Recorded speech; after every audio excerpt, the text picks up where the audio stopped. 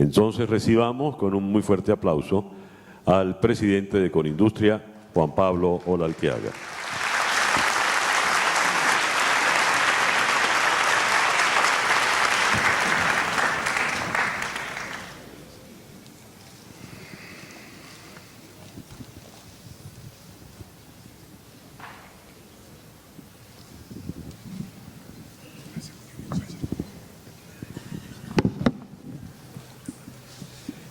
Buenas tardes.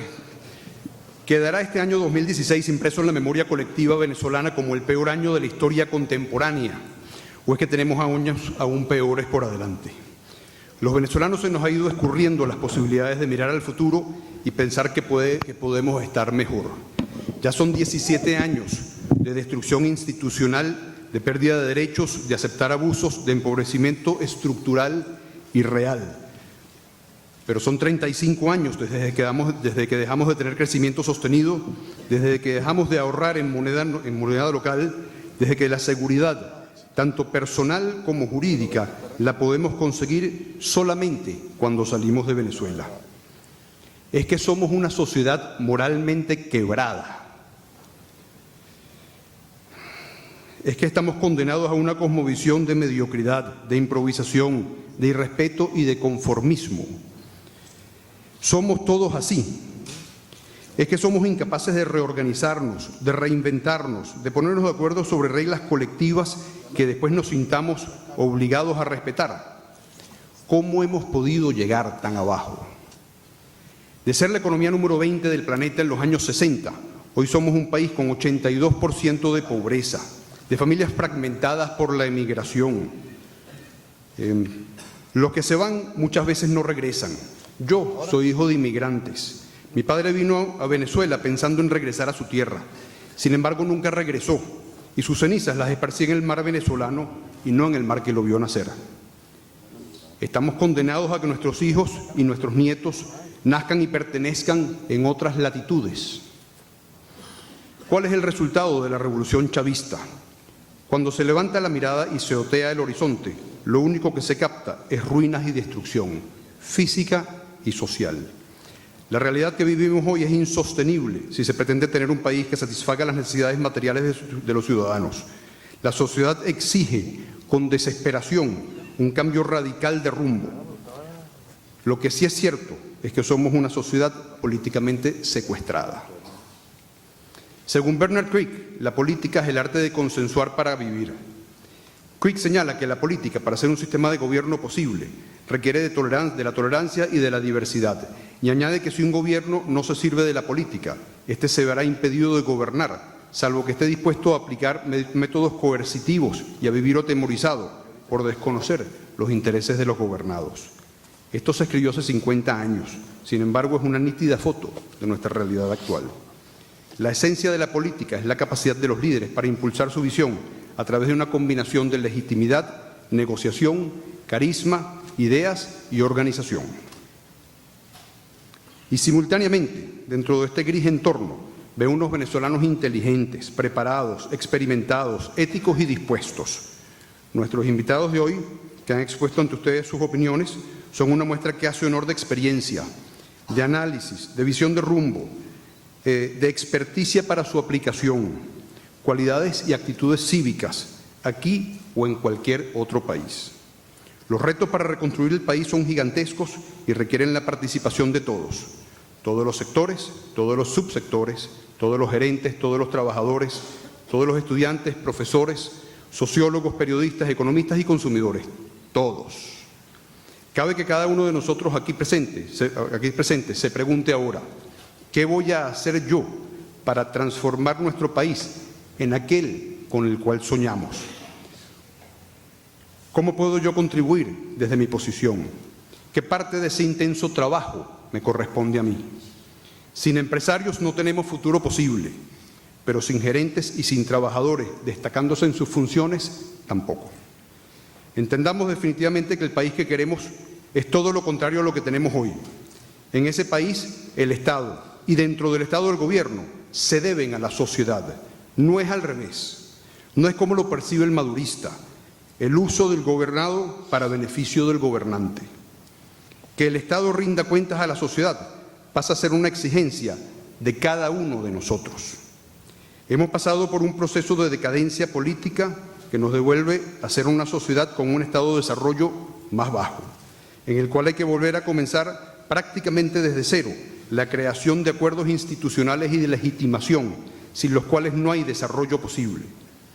En una sociedad de progreso y de crecimiento, el desarrollo político crea institucionalidad, Estado de Derecho y democracia.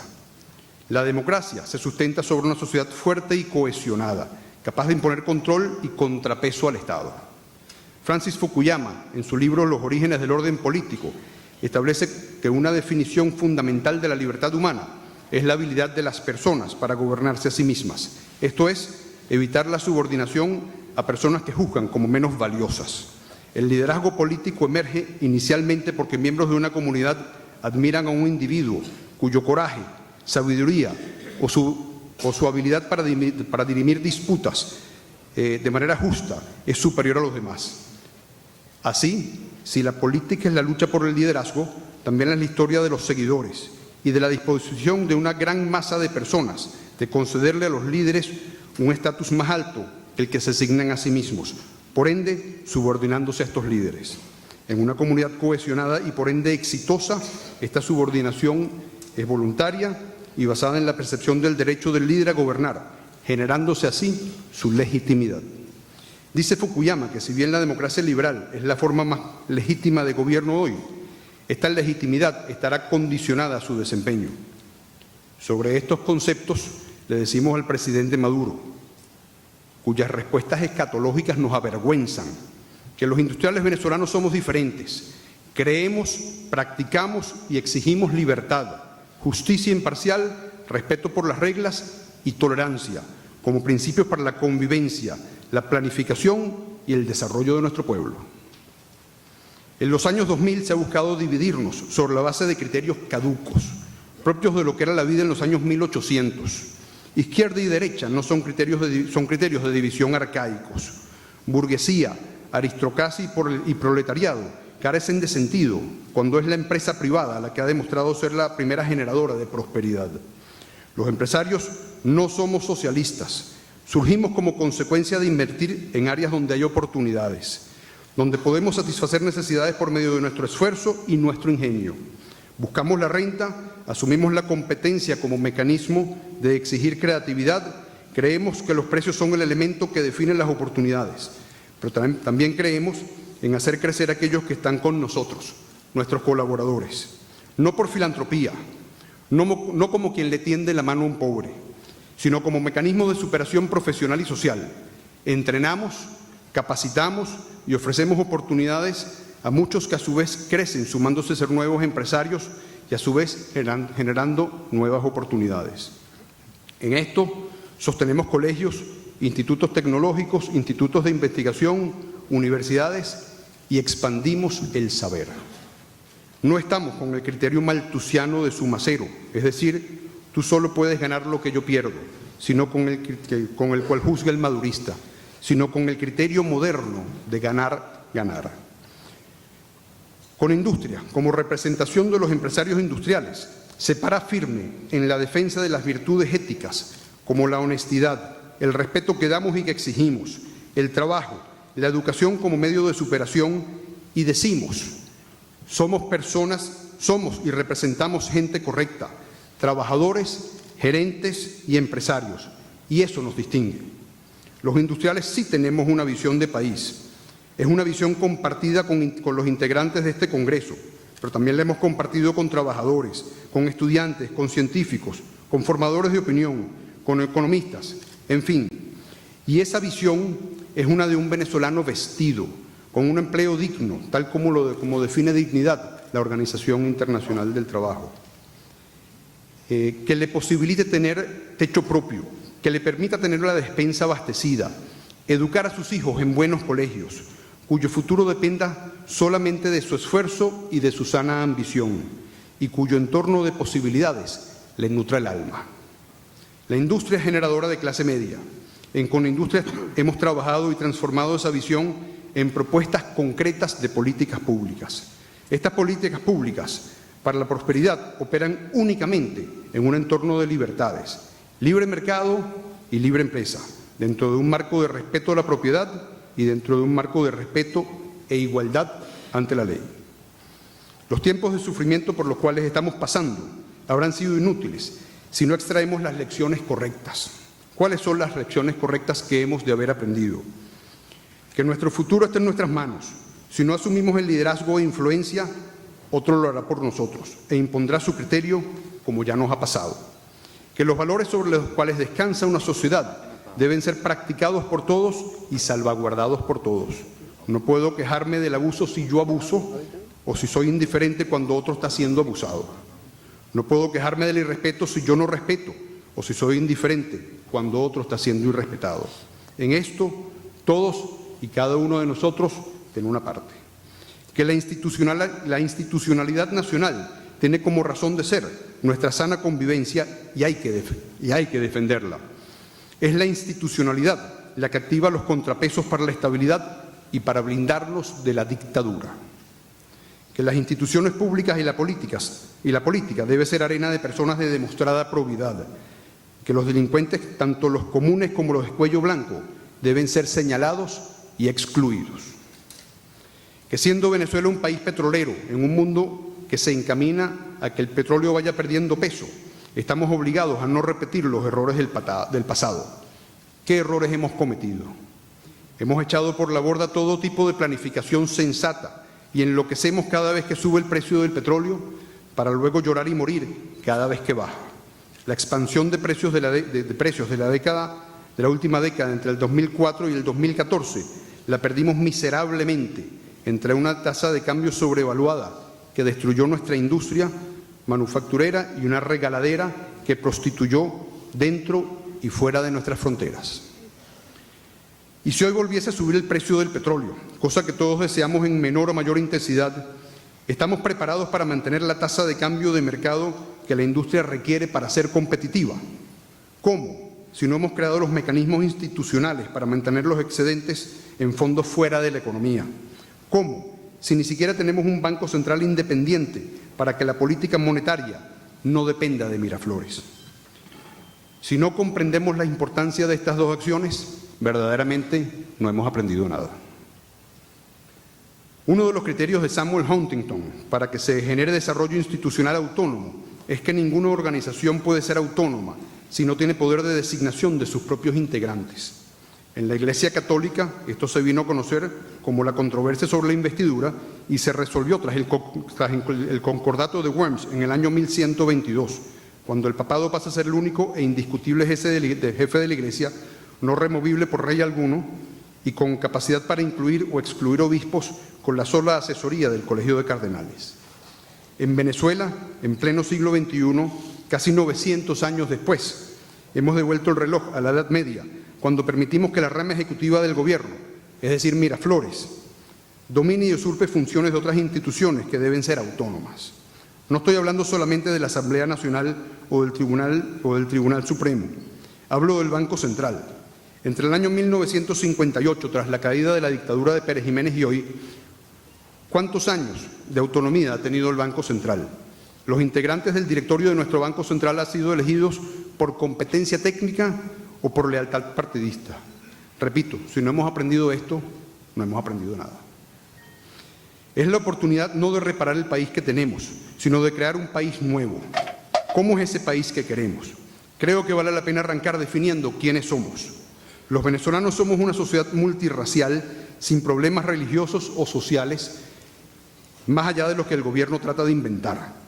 Tenemos un sentimiento democrático subyacente que ha imposibilitado que entremos en una dictadura abierta. Somos una sociedad recursiva en la cual el emprendimiento florece de la manera más espontánea y muy de libre mercado y capitalista. Los bachaqueros son el ejemplo más claro de esto. No somos una mezcla solo del negro, el indio y el español. Por la inmigración de la posguerra somos una mezcla de italianos, portugueses, alemanes y húngaros, junto con colombianos, peruanos, ecuatorianos y chilenos, entre otros. Tan mezclados estamos que ahora permitimos que los funcionarios públicos tengan más de una nacionalidad. Tenemos músicos, deportistas, pintores, escritores, economistas y actores internacionalmente reconocidos. Tenemos trabajadores, investigadores y empresarios dedicados y honestos. Nuestros chocolates y nuestros rones han ganado premios internacionales. Hay venezolanos trabajando en la realidad virtual en NASA. Hemos ganado premios Grammy e investigadores venezolanos han creado un traje para que los invidentes puedan identificar obstáculos. Los venezolanos somos incluyentes, colaboradores y dedicados. Lo que el gobierno dice y muestra no nos representa a la vasta mayoría de nosotros. La agresividad, la maldad y la violencia de colectivos, delincuentes y pranes que han florecido bajo este régimen nos asustan.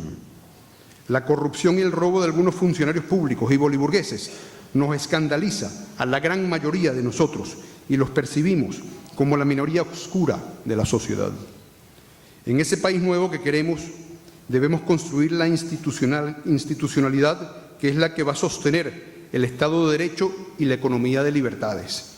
Es ahí cuando comienza el tiempo en que los industriales podemos hacer grandes aportes para el progreso del país, generando productos, puestos de trabajo, capacitación y oportunidades de desarrollo. La industria tiene propósitos distintos según quien la evalúe. Así, para un inversionista es un negocio del cual extraer una renta, para un ciudadano es una fuente de trabajo y para un gobierno es un mecanismo sostenible para abastecer de bienes a la población. Estos propósitos deben coexistir y, si las condiciones son adecuadas, complementarse.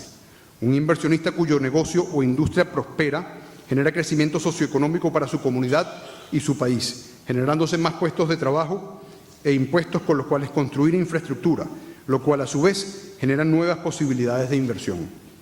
Un ciudadano que trabaja para una industria y obtiene la capacitación necesaria para desarrollar productos de mayor valor agregado, es decir, técnicamente más sofisticados, se convierte en un especialista que devenga mayor sueldo o con esa capacidad, ese conocimiento, se independiza y como emprendedor se convierte a su vez en inversionista. Diversificando la economía con una planificación postpetrolera, podemos buscar la productividad. Dice nuestro director Gustavo Rosen en un artículo reciente que la productividad, base de la competitividad, es algo más que producción. Está vinculada ciertamente con volúmenes y con la creación de valor, pero lo está ciertamente con la cultura del trabajo, con el esfuerzo, el método, los procesos, la planificación, la innovación y la tecnología. El reporte de competitividad global 2014-2015, elaborado por el Foro Económico Mundial, resalta el talento y la innovación como los factores que más impulsan la productividad de las empresas y de los países. Las economías más prósperas no son necesariamente aquellas en las que se dedican más horas al trabajo, sino aquellas en las que el rendimiento es mayor porque, entre otras razones, se trabaja por objetivos, se fomenta la motivación y el compromiso y se apoya la creatividad, la tecnología y los criterios de eficiencia. Cuando nos comparamos con otros países, ¿dónde estamos? En Venezuela el aporte de la industria como porcentaje del Producto Interno Bruto es la tercera parte de lo que son en países como Chile o como Colombia. Cuando comparamos la cantidad de investigadores por cada millón de habitantes, Venezuela tiene 22 veces menos que Corea del Sur, país que sin duda ha hecho de la innovación una meta para el desarrollo. Pero es que si nos comparamos con Argentina, tenemos 5 veces menos. El tiempo necesario para arrancar un negocio es de 11 días en Colombia, 6 días en Chile, pero 144 días en Venezuela. Todas estas cifras, el mensaje que nos deben dejar es las extraordinarias posibilidades de mejora, de crecimiento y de desarrollo que podemos tener si hacemos la transición y adoptamos un modelo de libertades en la economía. Un modelo que permita sustentar el valor agregado, desarrollar y aprovechar ventajas competitivas, generar competitividad y crear un mercado de exportaciones distintas del petróleo. El petróleo ha sido nuestro privilegio y no saberlo incorporar en nuestra economía ha sido nuestro castigo. La meta a la cual aspiramos es la creación de unas 26.000 empresas industriales nuevas que puedan generar cerca de 4 millones de puestos de trabajo, entre directos e indirectos, de los cuales por lo menos 1 millón sean de profesionales especializados en distintos niveles que devenguen muchísimo más que sueldo mínimo. Estas empresas, junto con las hoy existentes, que trabajando a plena capacidad, pueden equilibrar la balanza comercial de Venezuela sin contemplar los ingresos del petróleo. ¿Es esto alcanzable? Pues claro que es alcanzable, pero para lograrlo debemos convertirnos en ese país organizado, educado, capacitado, planificado, seguro y estable, cuyo entorno atraiga inversiones nacionales y extranjeras.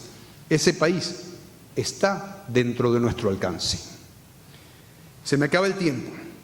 Quiero dejar firmes los 3 conceptos que considero imprescindibles para generar la prosperidad sobre la cual les he pedido soñar.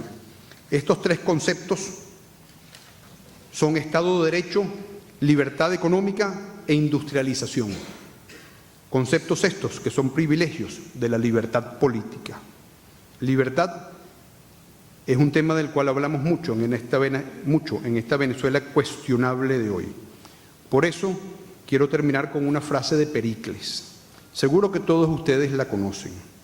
Esta es tan cierta hoy como lo fue hace más de 2000 años cuando se acuñó. Y ella se ha demostrado una y otra vez a lo largo de la historia. La libertad es la segura posesión solamente de aquellos que tienen el coraje suficiente para defenderla. Muchas gracias y gracias por venir a atender.